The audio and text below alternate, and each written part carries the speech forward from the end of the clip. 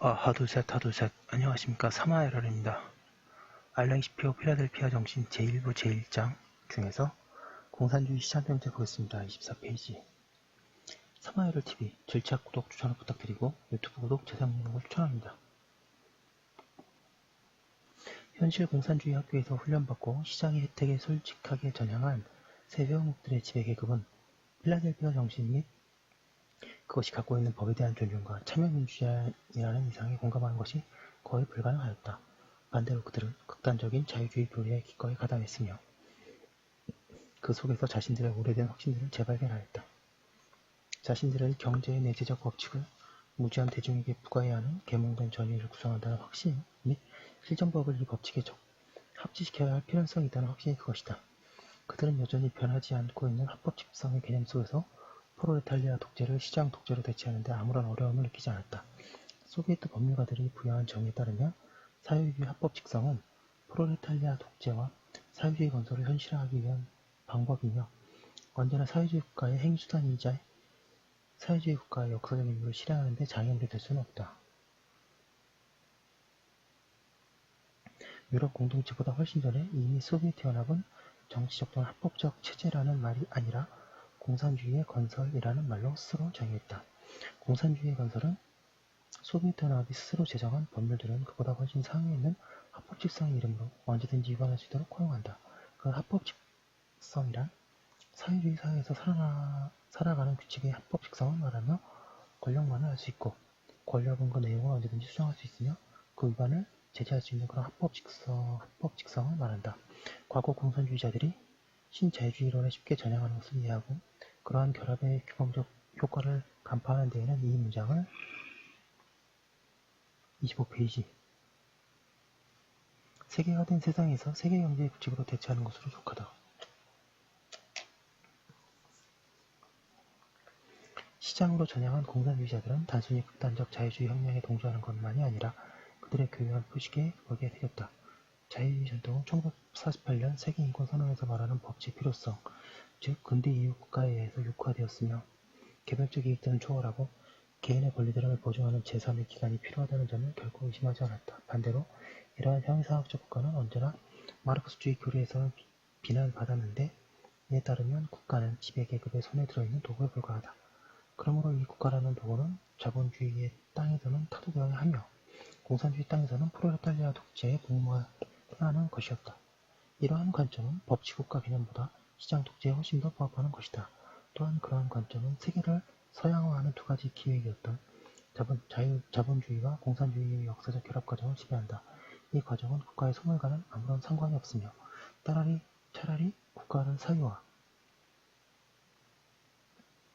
제임스 갈브리스가 코퍼레이트 리퍼블릭이라고 부르는 것, 우리말로 기업공화국으로 번역될 수 있는 것으로 전환하는 것을 의미한다. 제임스 갈브리스는 굉장히 유명한 경제학자입니다. 2007년 대통령 선거와 함께 프랑스에 나타난 거대한 정치적 변화, 즉 어떠한 국가에 복무하도록 훈련받은 애나 출신들이 40년 전부터 장악해온 정부가 금융이익을 옹호하도록 훈련받은 기업 변호사들이 장악하는 정부로 이행된 것은 이러한 전환의 전형이다. 금융시장이 붕괴된 후 파산한 은행가들을 구하기 위해서 공적 자금을 따지지 않고 투입하는 것은 국가의 사유화로 한 걸음 더 나아간 것이며 공익을 보증하는 제3자의 모습을 복원하는 것과는 아무런 상관이 없다. 그러므로 유럽의 확대는 11인 마스트리히트 사회협약의 서명자 11인이 유럽에서 소중한 사회적 시장 경제를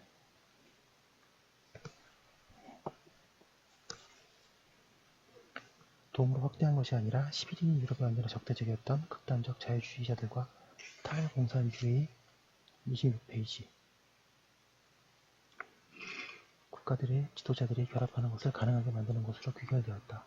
탈공산주의 국가들의 지도자들은 극단적 자유주의 리얼리즘 속에서 자기와 닮은 점을 어려움 없이 발견하였다.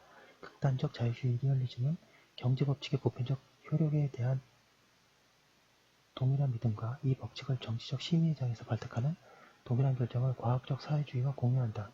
이처럼 유럽연합은 하이에크가 소원하면서 불렀던 제한된 민주주의의 완성된 모델이 되었다. 공동체 차원의 진정한 투표가 존재하지 않은 상황은 각국의 국민투표에서 표출되는 선거를 통한 저항을 짓누를 수 있도록 했다.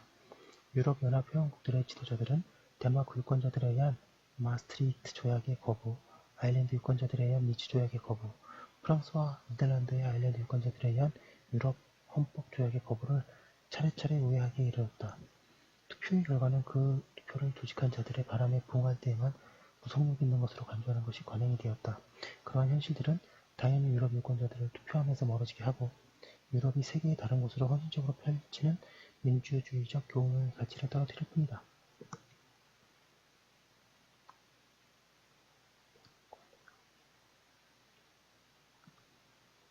국제사회가 당선되기를 원했던 자들이 아닌 경우에 그들을 실각시키는 것과 결합하는 경우에는 더더욱 그러하다.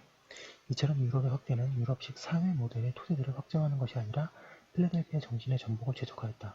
그리고 이는 사회적 차원에서만 그러한 것이 아니라 외교와 군사의 차원에서도 그러했다.